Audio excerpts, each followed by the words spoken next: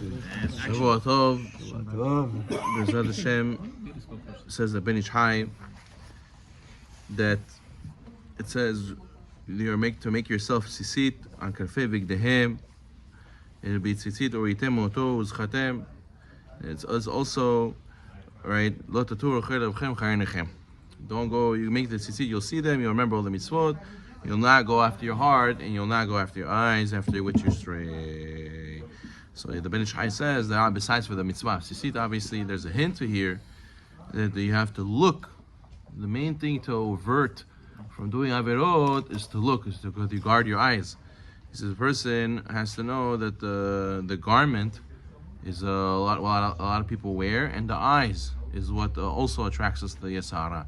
So therefore, these two things together, we have to be careful. So therefore, even though in this world, you might wear expensive layers of clothing and change them every day, a person has to look to the tzitzit, which will remind them that in the grave, we all wear the same thing. At the end of the day, we're not going to take any of this with us. In the grave, we all wear the same garments. And really, the Gemara says, the Gamliel, he used to see how and when people used to pass away, they used to bury them with gold and silver and very expensive items. And he said, that's not right. You're causing the expenses of the funeral to be very costly. So he said, he instituted that you should bury me in regular linens. Don't give me this kavod that they give to everybody else. And from then on, it became that everyone, started going down and burying the same way.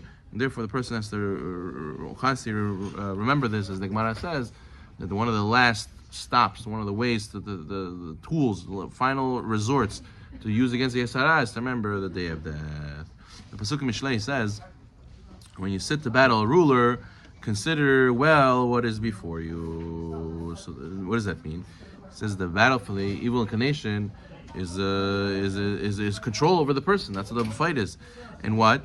And usually people don't always remember the punishment of Gehinom or the reward of Gan Eden, right?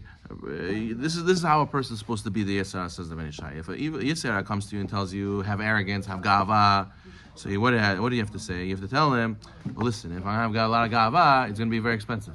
Why? What's going to happen? Because to have gava, you have to look the part. You have to go and show like there's a great person and very rich person, very substantial person in the community. And he says, if he tells you, make mahloket, right? You go and fight with this person.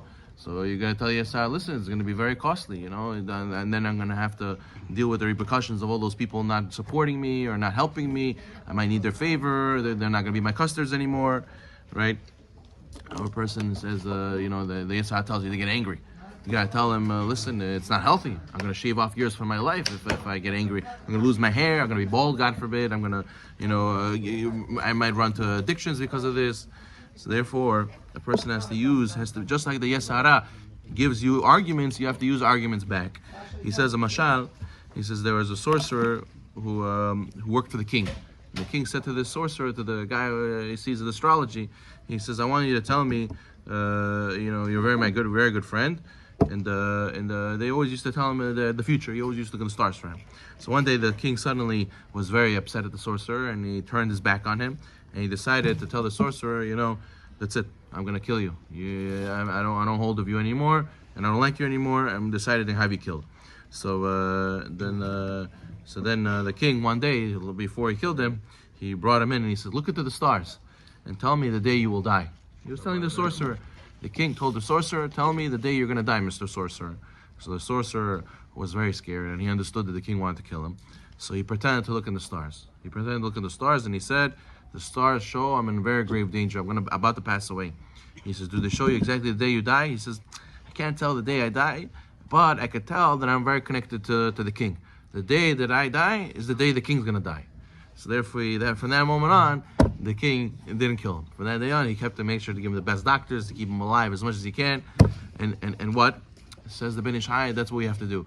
We have to use, when the Yetzer Hara comes to us, we have to give him a claim and an argument that he himself is worried for, right? He himself is worried for, and what he will not be able to answer up. So therefore, like we said before, if you have gava, it's going to be very costly, and the Yetzer Hara is not going to give in to that. It's going to give in to that. So therefore, a person has to know how to argue. It says in the Torah, Pashat Chukat, it says the para aduma, right? He should be burnt before his eyes. its skin, flesh, and blood, with its dung, it shall be burned. So we have to do para adoma, the ashes, B'ezrat Hashem, in order to be able to become pure, go to the Beit HaMikdash.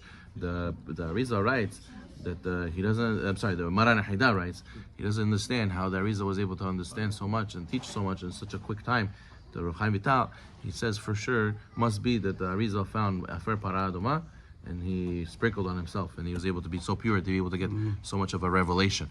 But anyways, he says, the Ben Ish Chai says, the Para Adoma is hints at a person's physical nature. That what? That's para is from Lashon pareh veraveh. It's Lashon of fruitful, being multiplying.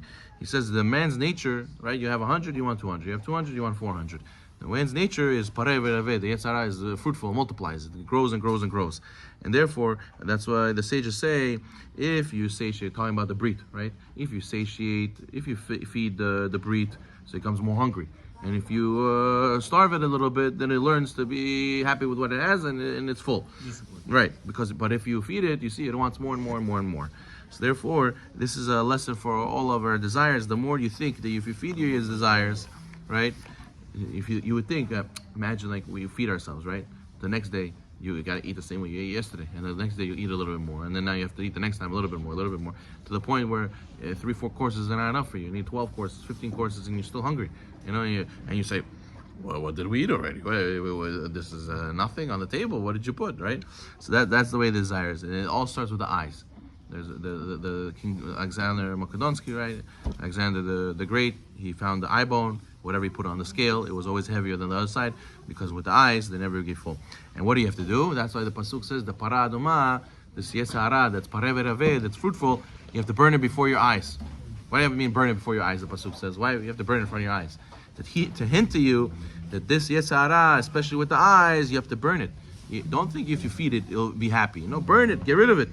You feed it very little, and that's how you're going to be satiated, because otherwise it's going to be growing and growing. And then the pasuk says that skin, flesh, and blood should be burned. The skin, flesh, and blood represents different types of parts of our body. The deed, the action, maaseh, speech is our words and our thoughts.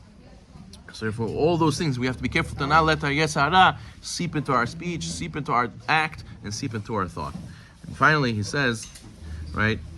It says it quotes the pasuk. It says the pasuk in Vayikra. It says he shall remove its murah with the notzah and cast it aside, the altar kedma, in the place of the dishin. Right? The Kohanim, they used to take the birds. They used to have a long fingernail, do milika. They would cut the back of the neck, and then they would have to remove the crop. The crop is this organ inside the bird that they would use to keep stones in, and they would grind their food with. You have to remove the crop and the feathers, and then they have to throw it with its blood near the altar. So he says, what is this hinting? He says, this is our outlook in life. He says, worldly pleasures can make us fall into evil, chas v'shalom. Take only the minimum that you need. First of all, it says, what did Hava see? She saw the tree, that it was good. And then the Nahash started telling her, you should take from the tree, right? So therefore, to fight this temptation, we have to realize that you have to remove its mareh, remove the crop. Mareh is the appearance.